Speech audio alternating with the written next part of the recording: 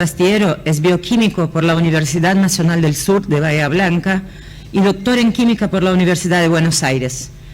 Realizó su tesis doctoral bajo la dirección de la doctora Lucía Kordich, actualmente el jefe del Laboratorio de Investigación en Hemostasia y Trombosis, Servicio de Hematología del Instituto de Cardiología y Cirugía Cardiovascular de la Universidad Favaloro de Buenos Aires, a donde es profesor adjunto del Departamento de Ciencias Fisiológicas, Farmacológicas y Bioquímicas. Dirige allí el posgrado Curso Superior de Hemostasia y Trombosis y es investigador del CONICET. Ha sido acreedor del Young Investigator Award en 3 congresos internacionales y del World Grant en 2 oportunidades. Es investigador invitado como árbitro externo de proyectos de investigación en el Consejo Nacional de Ciencia y Tecnología de México y de la Universidad Nacional de Colombia, miembro del Editorial Board de The Open Clinical Chemistry Journal, miembro del Editorial Board de The Open Autoimmunity Journal, miembro del Grupo Cooperativo Latinoamericano de Hemostasia y Trombosis, Comité de Expertos en Síndrome Antifosfolípido y coordinador del Comité de Expertos en Síndrome Antifosfolípido del Grupo Cooperativo Argentino de Hemostasia y Trombosis, nosotros, el CAT. Ha publicado innumerables papers en revistas internacionales, libros y capítulos en libros. Y por eso queremos agradecer el Grupo CAT y la SAI en conjunto su presencia y, bueno, los dejo en sus manos. Muchas gracias. Gracias, Patricia. No sabía que te había mandado esas cosas, pero bueno, por ahí algunas cosas ya quedaron fuera en el pasado. Ahora ya estoy en retiro, por decirlo de alguna manera. Hace 2 días cumplí 63 años, así que estoy como tratando de hacer un poco menos de cosas al día de hoy. Aunque en este país no es nada simple. Bueno, lo que propuse en ese momento cuando Roberto me llamó de Madrid, creo que era, ¿no? Más que hablar del síndrome antifosfolípido, de lo que para mí es más importante, que son los perfiles del riesgo trombótico del síndrome antifosfolípido, que lamentablemente al día de hoy no veo que sea el tema puntual ni en las charlas, ni en los abstracts, ni en las presentaciones.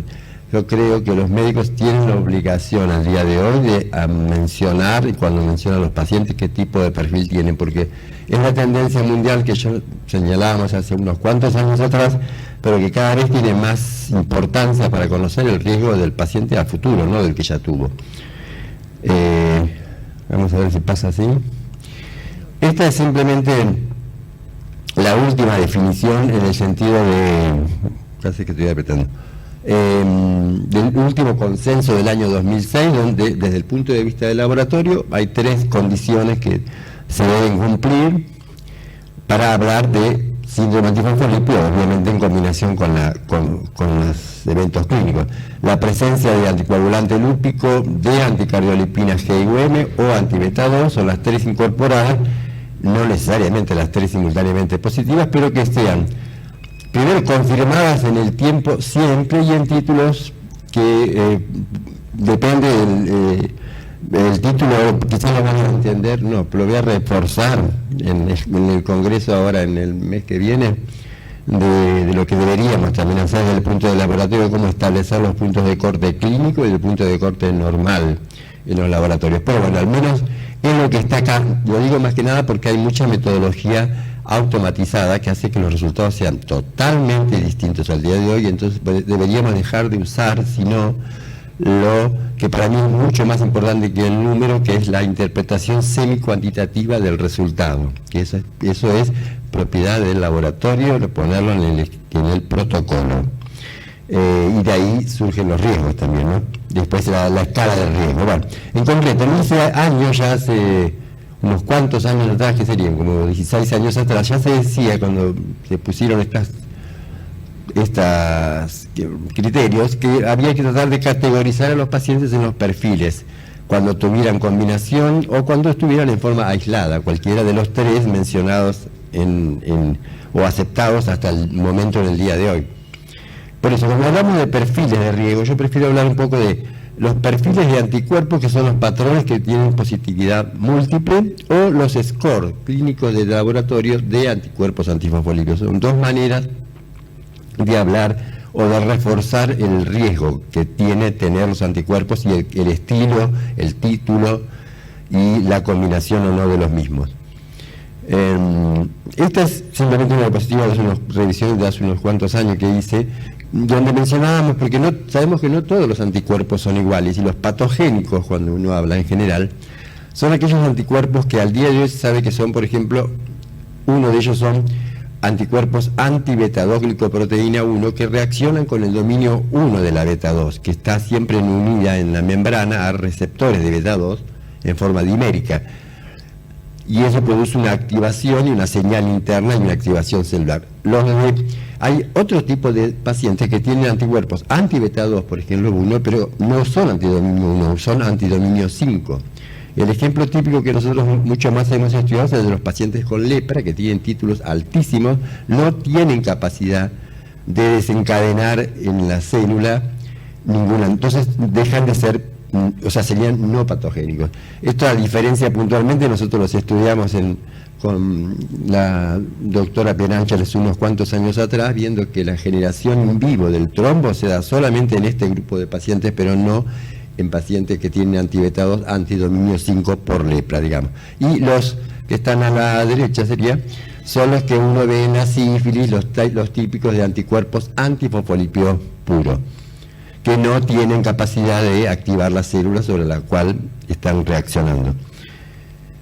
El tema de los perfiles de anticuerpos antifosfolipios, creo que todo el que tiene más de un poquito de años lo ha visto en la clínica y en el laboratorio siempre, aunque no lo llamáramos perfiles en esos momentos, pero que haría cierta intuición quizás de qué pacientes podían tener mayor riesgo uno que otro. Bueno, este artículo del año, hace ya 12 años atrás, habla del tema de que los pacientes que tienen triple positividad, o sea, los 3 anticuerpos positivos, son pacientes de altísimo riesgo, aún estando bajo la terapia anticoagulante en condiciones estándar apropiadas.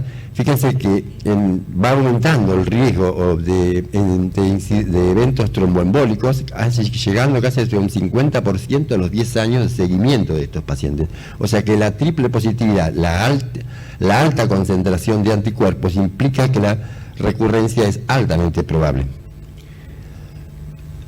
No solamente los que habían tenido síndrome previo, sino también que estudiando en un estudio prospectivo, perdón que hace como 10 días que estoy contando, con pacientes que eran, digamos, portadores de anticuerpos antifosfolípidos, en el seguimiento a largo plazo, fíjense que los que tenían triple positividad sin sintomatología clínica, o sin evento clínico, perdón, no sé ni para dónde me fui, un 5.3% pacientes sanos contra 0.4 en pacientes normales. O sea que los individuos normales, en ciertas circunstancias, el médico también tiene que tomar cierto evento precautorio de profilaxis, digamos, porque en este tipo de pacientes es probable que tengan un evento tromboembólico con el tiempo. Acá se ve que durante 10 años llega a casi un 40% de probabilidad que 4 de cada 10 de los individuos asintomáticos desarrollen algún evento tromboembólico simplemente por tener los anticuerpos persistentes en el organismo. Cuando hablamos de la beta-2, que es lo que les mencioné, esa figura, la beta-2 circula va en forma circular, pero cuando está cerca de las superficies o unido a superficies, se estira, digamos, con 5 dominios, y lo que ya se ha demostrado bien es que los que están contra el dominio 1 son aquellos anticuerpos antifosfolípidos que son propios del síndrome antifosfolípido. Los que están en el dominio 5, que es el que está unido, el que tiene el sitio de unión a fosfolípidos, son los pacientes que tienen los anticuerpos pero no tienen la complicación clínica. Eso tiene que ver mucho con una cuestión estérica, porque el 1 es el único que queda circulando, digamos, cerca de la sangre. El dominio 5 queda pegado a la superficie celular, entonces es más difícil acceso al anticuerpo al mismo. Se ha visto también que los anticuerpos antidominio 1 son los únicos prácticamente. En estos que están en color celeste son pacientes que tienen todos triple positividad. El porcentaje de antidominio 1 es muy alto en este grupo y es muy bajo en aquellos pacientes que tienen solo antibeta-2 solo o anticardio solo. O sea que es como más típico y más patogénico, por decirlo de alguna manera, y por eso que los antidominio 1 están asociados a trombosis en casi todos los artículos publicados. No se está dosando en Argentina todavía antidominio 1 que yo recuerde al día de hoy, quizás en algún lado me lo pueden decir, pero porque costaba un poco la estandarización, creo que al día de hoy ya está arreglado ese tema. Por lo tanto, cuando hablamos del síndrome antifosfolípido, tenemos los anticuerpos que son criterios al día de hoy, que son el inhibidor, la anticardio y la antibeta, pero tenemos un grupo que son no criterios, que es muy largo, pero simplemente está mencionado acá, los que han tenido más relevancia en los últimos años, los antiprotrombina, anticomplejo protrombina serina y antidominio 1 de la beta-2 glicoproteína 1. Este es un artículo reciente donde habla de que habría dos subpoblaciones, al menos dos subpoblaciones de anticuerpos que interactúan con el complejo serina-protrombina. En solución, la protrombina puede estar en una estructura abierta, como es esta de acá, o en una estructura cerrada, como sería esta. Hay dos tipos de anticuerpos. Los tipo A son aquellos que reaccionan con el dominio 1, el K1 de la protrombina, y los de grupo 2 son los que interactúan con el dominio GLA, cuando la estructura está cerrada de la protrombina. Esto es un trabajo de que se sabe que existen y demostraron la existencia de los mismos, es de este año, si no recuerdo, o hace muy poquito, pero todavía no se sabe a nivel clínico cuál de los dos tipos de anticuerpos, si los de A o de B, tienen mayor implicancia clínica unos que otros. Eso al día de hoy no se sabe. Se sabe que hay dos subpoblaciones, sí. Hace unos años, cuando lo presentamos en la ISDH 2017, el tema de los anticuerpos anticomplejos, hicimos el primer estudio prospectivo que no había publicado ninguno todavía. Lamentablemente fue el año que yo tuve que abandonar mi actividad hospitalaria, etcétera, así que no lo pude publicar. Quedó inconcluso en el sentido de que tenía todos los datos, pero no pude publicarlo. Pero bueno, al Congreso de la ISDH lo llevamos. En realidad hicimos el seguimiento de 180 pacientes durante una media de 31 meses y pueden ver que durante todo el seguimiento 29 pacientes tuvieron eventos de nuevas trombosis. La mayoría de ellos ya pertenecían al grupo del síndrome antifosfolípido y otros eran pacientes nuevos que eran asintomáticos, que desarrollaron trombosis tanto venosa como arterial. Parte de los resultados que teníamos pueden ver que lo que nosotros llamábamos cuádruple positividad, ya no solo a triple, LA, antibeta, anticardio y antiprotrombina serina, eran los que habían desarrollado la probabilidad de mayor riesgo tromboembólico, y por eso pensamos que agregar este anticuerpo, la detección de este anticuerpo al panel o al perfil de los anticuerpos que se estudian en este tipo de pacientes es importante, porque para mí es importante la categorización y la estratificación del riesgo, más que saber tiene o no tiene. Me parece que es algo que en los últimos años debería mencionarse más.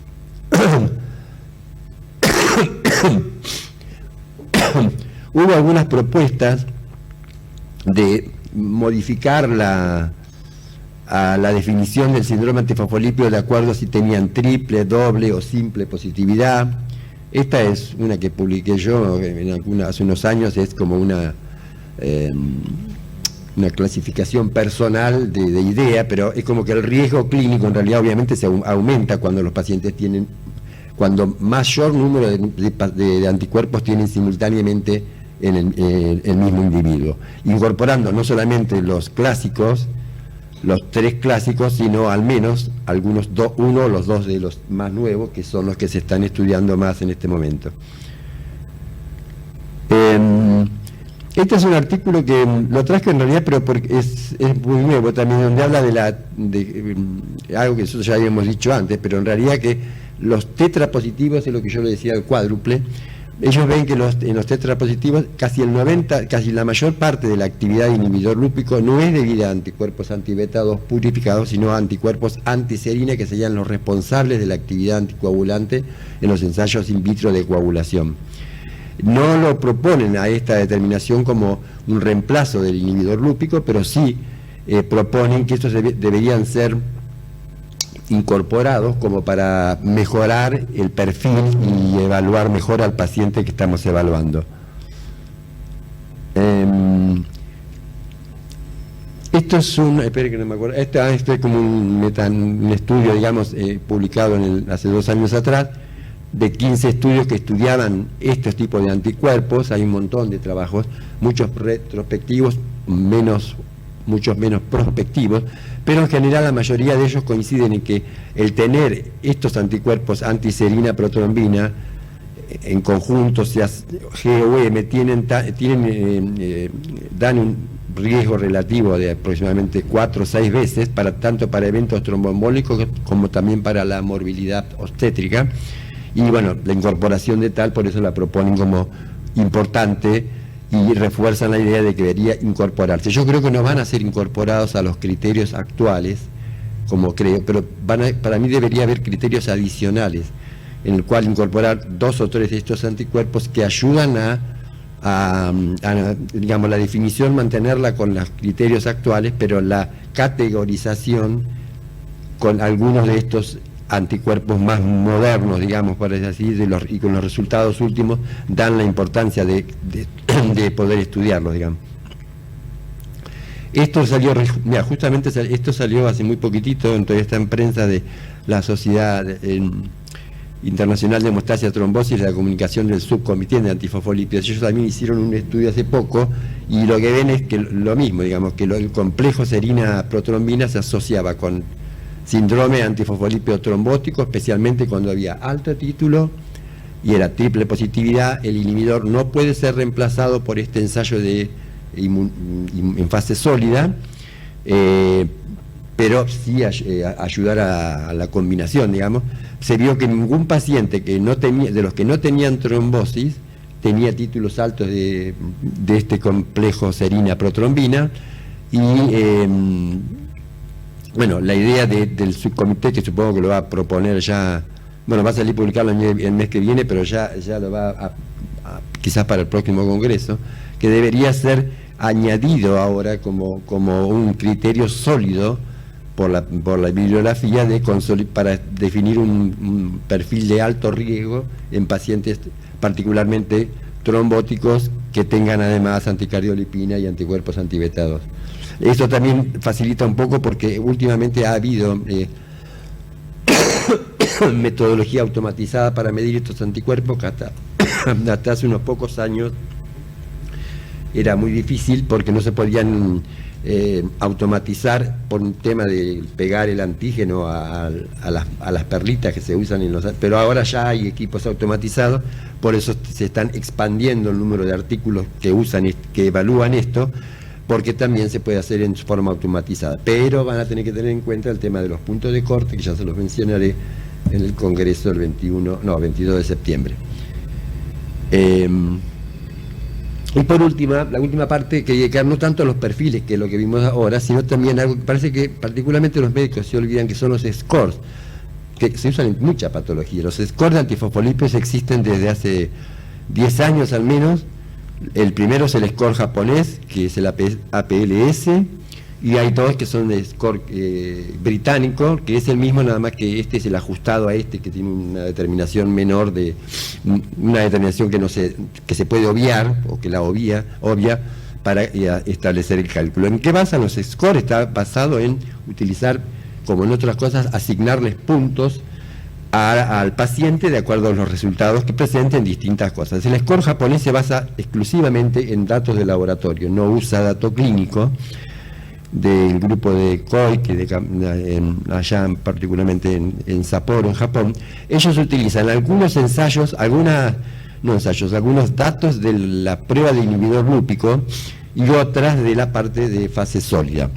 Estas en algunas confío y tienen razón, pero ya por ejemplo el KCT mixing debería ser un poco o modificado los japoneses, porque no se usa mucho ese ensayo, que se usaba hace muchos años atrás. Entonces es difícil, porque además le dan un score muy alto a un ensayo que ya prácticamente no se usa, el KCT mixing. El dato de la mezcla es un dato muy importante. Hay un artículo muy reciente, reciente más o menos, donde hablan de que también el riesgo tiene mucho que ver con cuánto da lo que llaman el Rosner. Un inhibidor bien potente con una mezcla en plasma normal es un dato muy importante a tener en cuenta en el diagnóstico y en el pronóstico del paciente. Bueno, acá más o menos lo mismo, en el sentido de que si el resultado de la mezcla es mayor de tanto, le asignan determinados puntos de corte. Acá ven cuánto le dan a los anticardiolipinas, a los antibeta 2 y a los anticomplejos. Para ellos, un score mayor de 30 es un factor de riesgo independiente de trombosis. Acá se ven como las curvas de Kaplan-Meier. Los pacientes que tienen el score más alto son los que tienen mayor incidencia de trombosis a lo largo de los años o los meses de seguimiento.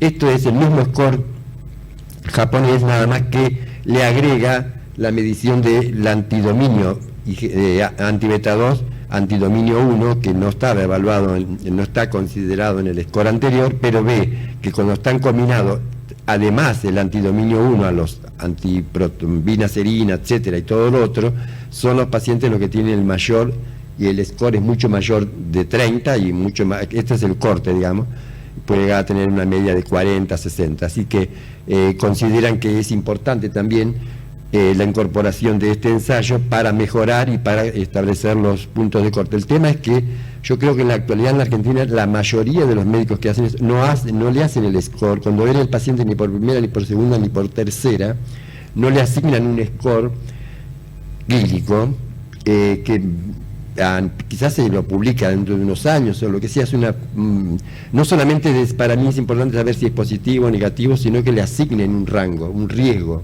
Y bueno, esto es una manera de asignar un riesgo, aplicando score que ya han sido validados también, ¿no? En GAPS, que son los dos scores británicos, no utilizan datos de laboratorio que son anticardio, antibeta, anticomplejo serina, inhibidor, y dos clínicos que es la hiperlipidemia y la hipertensión arterial. A cada uno de ellos, por distintos trabajos previos, le asignan un valor de corte, o sea, un valor al tener o no tenerlo, y en general para ellos un GAPS valor mayor de 11 parece ser el que da el mejor término de riesgo en términos de sensibilidad y especificidad. Es importante porque también toma en cuenta algunos datos clínicos de los pacientes, saber si tiene o no tiene hiperlipidemia, si tiene o no hipertensión, además de los datos del laboratorio de los anticuerpos.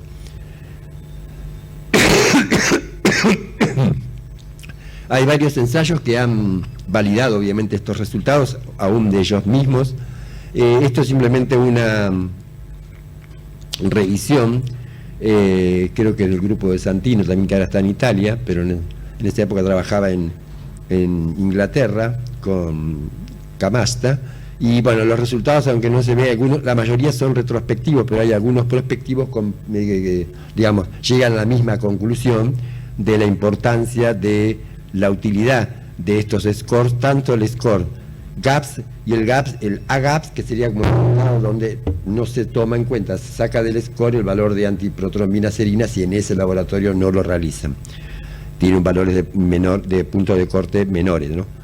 Y en general las conclusiones de la mayor parte de lo que vimos recién, del trabajo que veíamos recién de la evaluación de distintos trabajos publicados, en general para trombosis arterial o venosa los GAPS o el GAPS ajustado tienen valores promedio de 10 o de 8.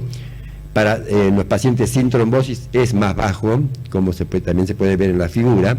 Para morbilidad obstétrica también el GAPS indica un riesgo con un valor medio de 8.8 en el caso de GAPS tradicional, y los mayores valores de este score lo ven para trombosis arterial, que llega a 12.2 al medio de promedio, y para recurrencias de eventos clínicos también. O sea que serían valores importantes, y creo que sería importante reforzar la idea de incluirlo, digamos, en la ficha de los mismos pacientes. Cuando lo ponen en la ficha, ponerle score tanto punto, digamos, porque tienen los datos previos que han ido analizando, obviamente.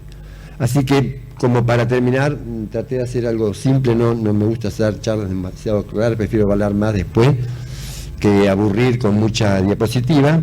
En realidad hay muchos desafíos, como en muchas patologías, el síndrome antifosfolípido no es el único, pero en realidad yo creo que lo importante es incrementar la incorporación de nuevos ensayos como criterios secundarios o primarios, validados con estudios clínicos prospectivos. Creo que eso va a pasar, por ejemplo, con antiserina y protrombina, que con más estudios clínicos hay que con la anti-beta 2 dominio 1, para incorporarlos en la clasificación. Quizás no como criterio primario, en mi opinión, sino como criterio secundario para estratificar el riesgo. Tratar de utilizar los SCORE como herramienta clínica para definir el riesgo de eventos, estratificar el riesgo en pacientes mediante los perfiles de anticuerpos y o los scores de antifosfolípidos, que en alguna manera están combinados, pero tienen son diferentes enfoques.